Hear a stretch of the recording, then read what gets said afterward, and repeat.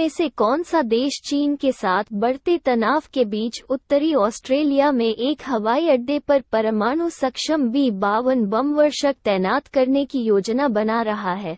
ए. दक्षिण Korea, B. Bharat, C. Japan, D. संयुक्त राज्य अमेरिका।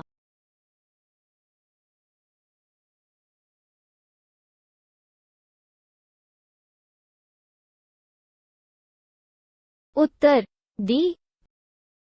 प्रसंग: चीन के साथ बढ़ते तनाव के बीच संयुक्त राज्य अमेरिका उत्तरी ऑस्ट्रेलिया में एक हवाई अड्डे पर 6 परमाणु सक्षम B-52 बम वर्षक तैनात करने की योजना बना रहा है।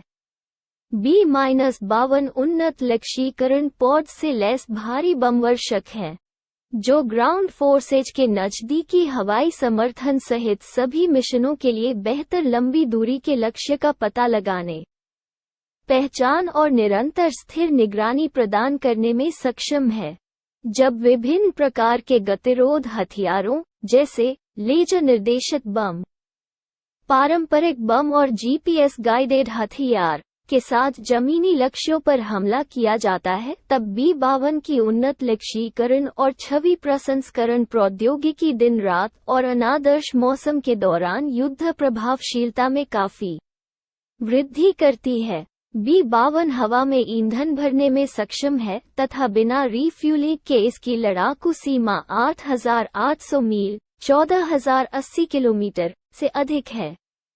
60 से अधिक वर्षों से B-52 संयुक्त राज्य अमेरिका के लिए सामरिक बम वर्षक बल की रीढ़ रहे हैं। B-52 अमेरिकी सूची में हथियारों की सबसे विस्तृत श्रृंखला को गिराने या लॉन्च करने में सक्षम है। इसमें गुरुत्वाकर्षण बम, क्लस्टर बम, सटीक निर्देशित मिसाइल और संयुक्त प्रत्यक्ष हमले के युद्ध शामिल हैं। पुष्कर मेले के संदर्भ में निम्नलिखित कथनों पर विचार कीजिए। 1. यह राजस्थान राज्य में हिंदू कैलेंडर के कार्तिक माह की शुरुआत में मनाया जाता है। 2. यह मेला ऊंट व्यापार तक ही सीमित है। ऊपर दिए गए कथनों में से कौन सा से सही है? A. केवल 1, B. केवल 2, C. 1 और 2 दोनों, D. उपरोक्त में से कोई नहीं।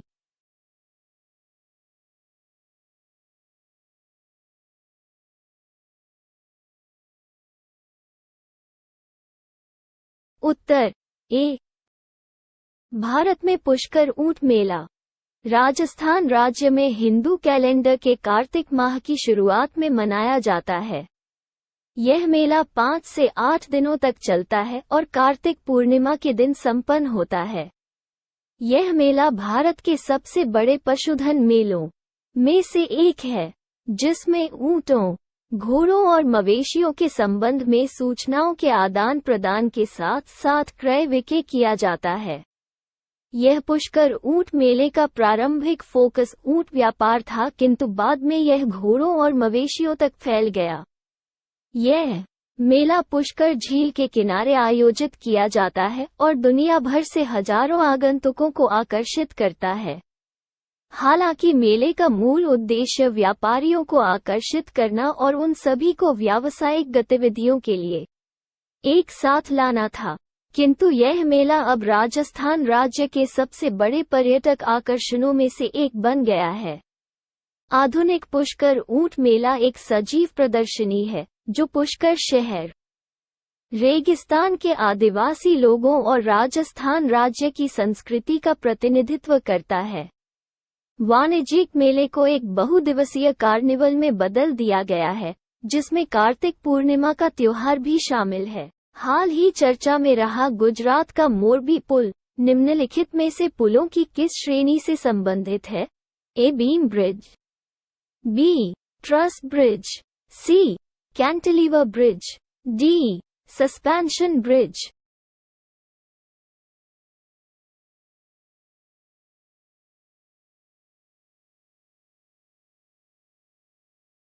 उत्तर D.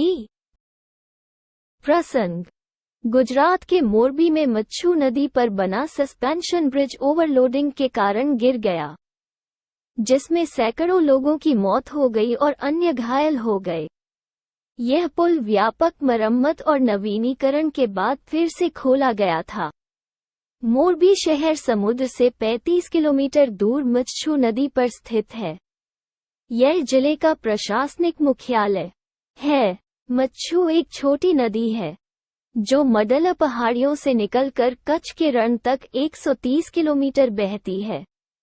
निलंबन पुल, जूटो पुल, एक पैदल यात्री सस्पेंशन ब्रिज था जिसका उद्घाटन 1879 में मोरबी के 1858-1922 सर वाघजी राव जी के शासनकाल के दौरान किया गया था।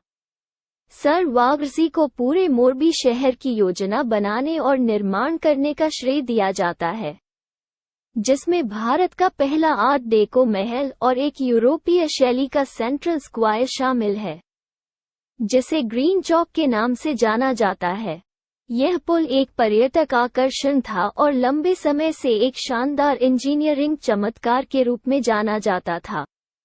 साथ ही साथ यह पुल मोरबी के शासकों की प्रगतिशील और वैज्ञानिक प्रकृति का प्रमाण था।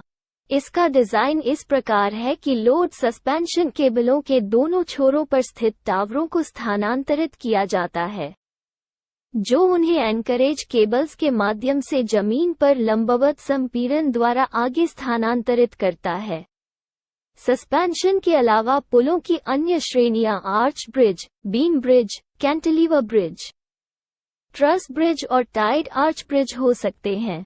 मोरबी लघु और मध्यम उद्योग और भारत के सिरेमिक कारखाने का एक प्रमुख केंद्र है।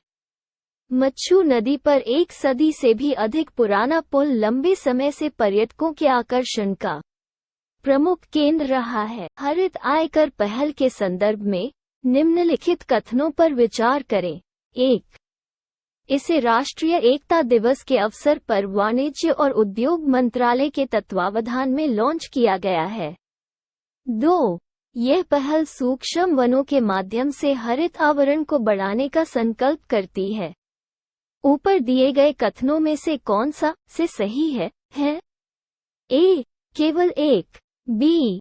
केवल दो, सी. एक और दो दोनों, डी. उपरोक्त में से कोई नहीं।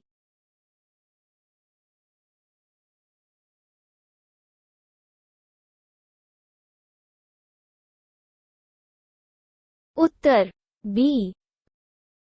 वित्त मंत्रालय के तहत आयकर विभाग ने हरित आयकर द्वारा हरियाली उपलब्धि संकल्प पहल की शुरुआत की है।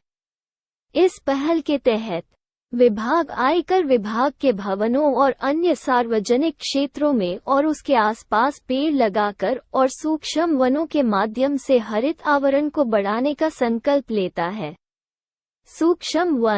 सूक्ष्म वनों में पेड़, झाड़ियां, क्लाइंबर्स इत्यादि शामिल होते हैं, जो एक मिनी पारिस्थितिकी तंत्र बनाने के लिए सघन रूप से लगाए जाते हैं, जिनका शीतलन प्रभाव होता है और नाटकीय रूप से क्षेत्र की स्वरूप में सुधार होता है।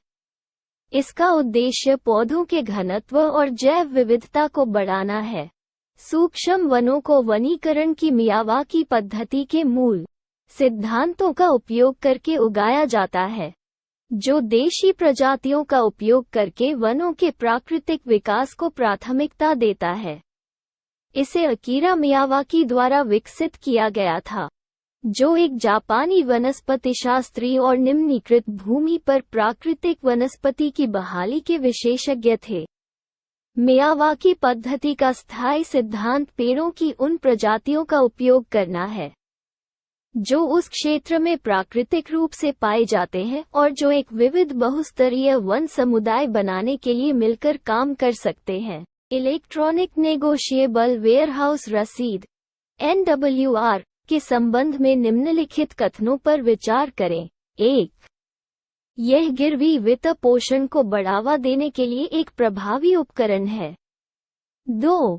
इसे एक गैर सांविधिक निकाय warehousing development and regulatory authority द्वारा लॉन्च और विनियमित किया गया है। ऊपर दिए गए कथनों में से कौन सा से सही है? ए. केवल एक, बी. केवल दो, सी, एक और दो दोनों। डी, उपरोक्त में से कोई नहीं।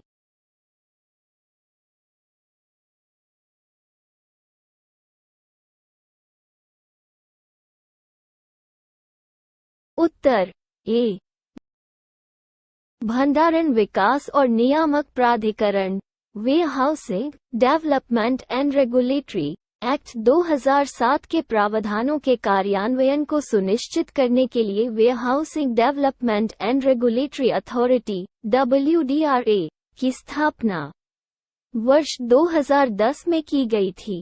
WDRA का मुख्य उद्देश्य देश में negotiable warehouse receipt NWR system को लागू करना है, जो किसानों को उनके खेतों के पास के वैज्ञानिक भंडारण गोदामों में अपनी उपज को स्टोर करने और अपने NWR के खिलाफ बैंकों से ऋण लेने में मदद करेगा। यह गोदामों के विकास और विनियमन के लिए प्रावधान करेगा, जिसमें अन्य बातों के साथ साथ गोदाम रसीदों की परक्राम्यता, गोदामों का पंजीकरण, माल के वैज्ञानिक भंडारण को बढ़ावा देना, जमाकर्ताओं और बैंकों के भरोसेमंद विश्वास में सुधार करना, ग्रामीण क्षेत्रों में तरलता बढ़ाना और कुशल आपूर्ति श्रृंखला को बढ़ावा देना शामिल है। खाद्य और लोक प्रशासन विभाग DFPD के तहत WDRA द्वारा NWR गिरवी प्लेज वित्तपोषण को बढ़ावा देने के लिए एक प्रभावी उपकरण पर एक संगोष्ठी का आयोजन किया गया।